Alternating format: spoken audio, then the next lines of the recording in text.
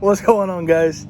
Welcome back to the channel. My name is You've Been Wiped Out, and I have some fantastic news to tell you guys. Yesterday, my Z-1000 transformer came in, and now I can finally review my MTH Western Pacific FT that I've had since summertime of 2021. So now I can finally review it. So sit back, relax, and enjoy.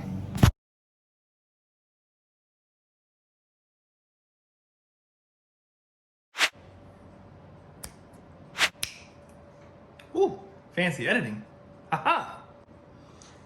So, yes, I did in fact buy a Z-1000 hobby transformer because my old one from the 70s and my Lionel one, that's definitely a post-war one, wasn't cutting it anymore. And I was really wanting to use my brand new MTH FT.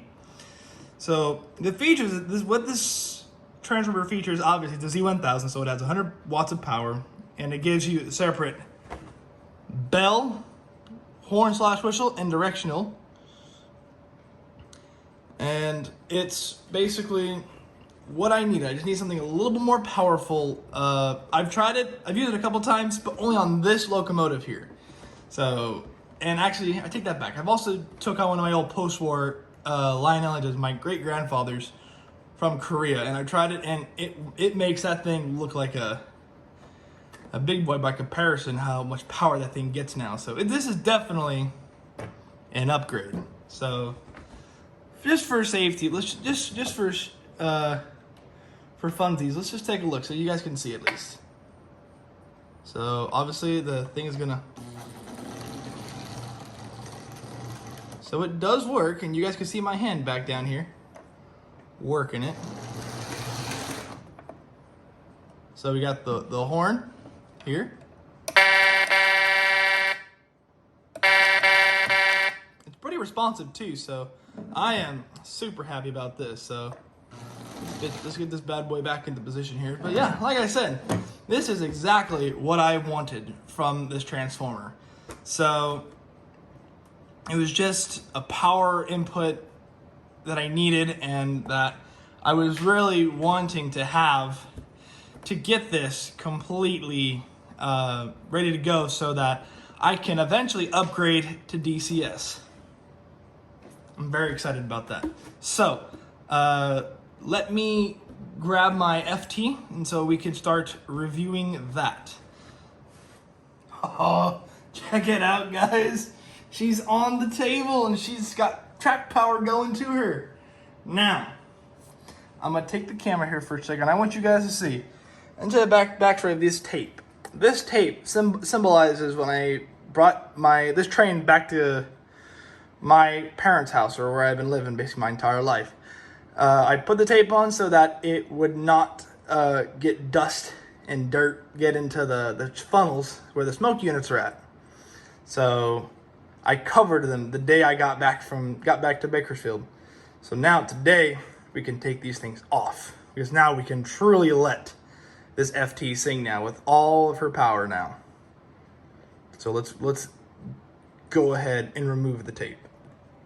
This is so symbolic right here, guys. I'm like super happy right now. Like, holy cow. Something I've been wanting to do for so long. Be very careful still. Oh, there's one.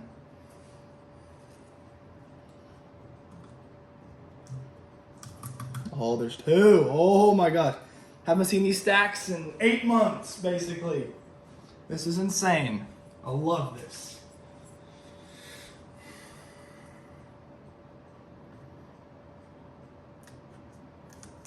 Oh my goodness, there they are. All right.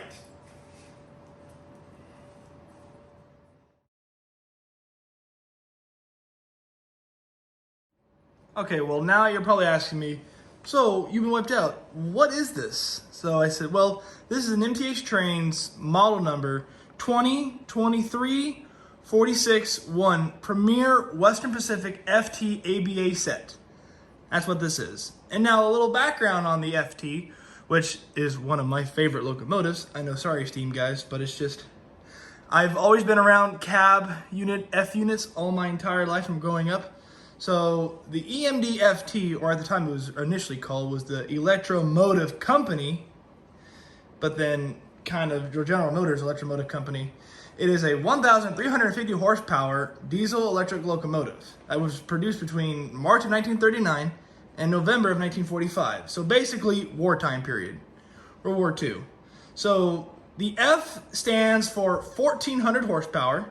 I mean, you got it, well, I mean, because it'd be kind of difficult. You did, oh yeah, so 1,350 horsepower, just round up to 1,400. And the T is a twin, which means it would have a powered, it would be a unit and a B unit. That came standard. You could add more onto it. So that's where it gets the name FT. So now in the ways of the Western Pacific, they were the 5th customer of EMC at the time of when they purchased their FTs. And on March 25th, 1941, Western Pacific placed their first orders on E4111 and E412 of 6A and 6B units. And the Western Pacific would have them in slots of 4, so that it'd be 1 A unit, 2 B units, and another A unit on the back. So I have to get another B unit for this. So, and this set, numbered 901, is the very first ever FT that Western Pacific introduced to their line. And Western Pacific was very much a fan of these locomotives. And they were, like I said, they were one of the very first ones. So they hopped on the diesel bandwagon pretty fast. So, and why would you not? When your art department is throwing out some fire paint schemes like this, then yeah, you better. So, yeah, pretty cool.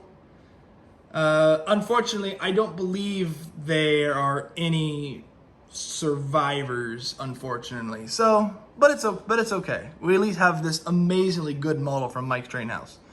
Now, to the details, hopefully. So the detail. So we'll start with the A unit here. So, what's really cool about these is that this door opens. This is one of the cool things. Pull that up, and you can pull that door wide open. So you could model, stuff that having people going into the cab. That's pretty cool. We'll shut that back up now. Don't break it. Close it. Separately applied mirrors. Also, windshield wipers. And separately applied horns, FT horns. So we'll go back here and we'll say that here are obviously your exhausts here. Now I will not use a screwdriver, but I will show with my finger that these doors do in fact open on both sides. As you can see that.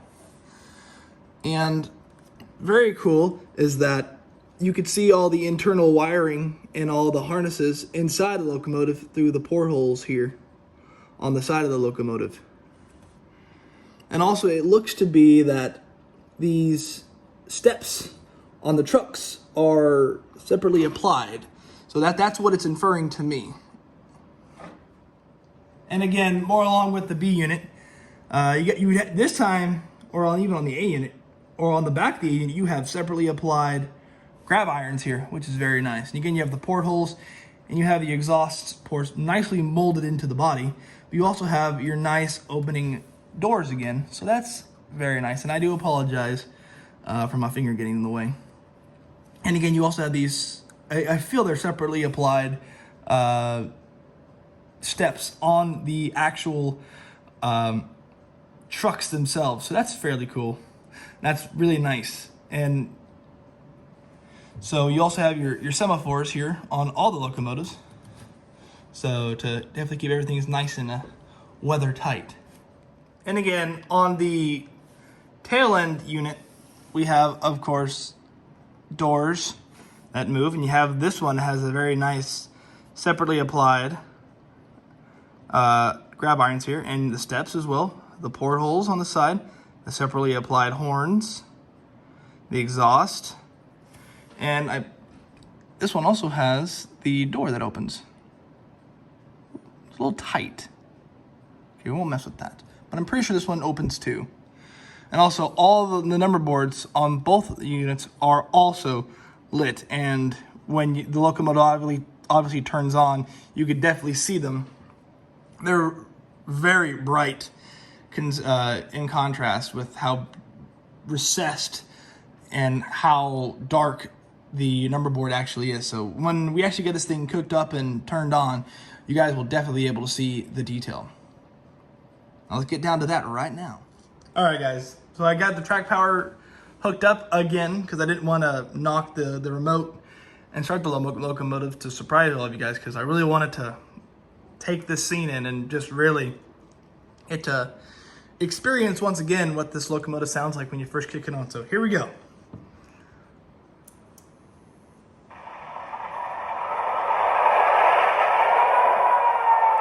Oh my gosh, that is so cool. I remember this so much. I've also turned off the smoke unit because I don't need the old smoke unit that are in the exhaust are coal. And the last thing I need to have is have a coal smell in the house, which would not be a very good thing. So let's take a look at the bell.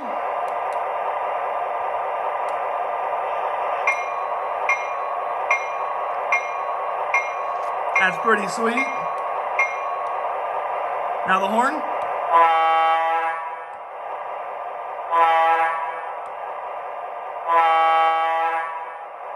Oh, that's so sweet.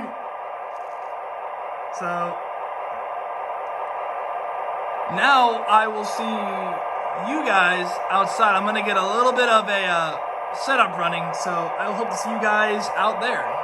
Before we set off, I just want to make sure that I discussed this during the video when we're going over the locomotive. I just want to say it's got directional controlled headlights, metal chassis, wheels, axles, and gears, die-cast truck sides, pilots and fuel tank, 2 remotely controlled proto-couplers, colorful paint scheme, obviously we talked about that, metal handrails and decorative horns, illustrated number boards, lighted marker lights and lighted cab interiors, metal body side grills, they are metal, intricate detailed ABS body, spinning roof fans, I did not mention that, 2 precision flywheel equipped motors in each A unit, 2 cab figures for each A unit, weighs 10.5 pounds, measures 39 by 2 5/8 by 3 3/4.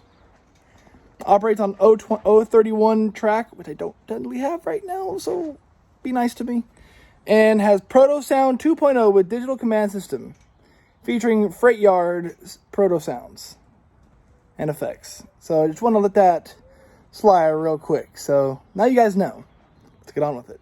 Well, here she is, guys, on the track with freight cars and caboose accompanying. So let's get it powered up and to see how she moves.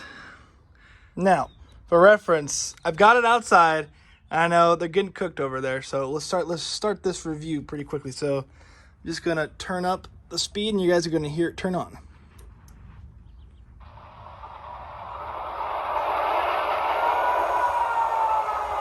And this thing has got a smoke unit activated now, so I promise you guys will see it all.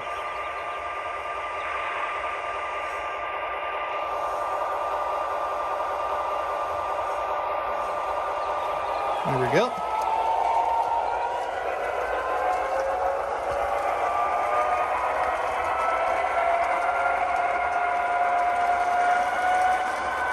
I have a very Western Pacific inspired load today.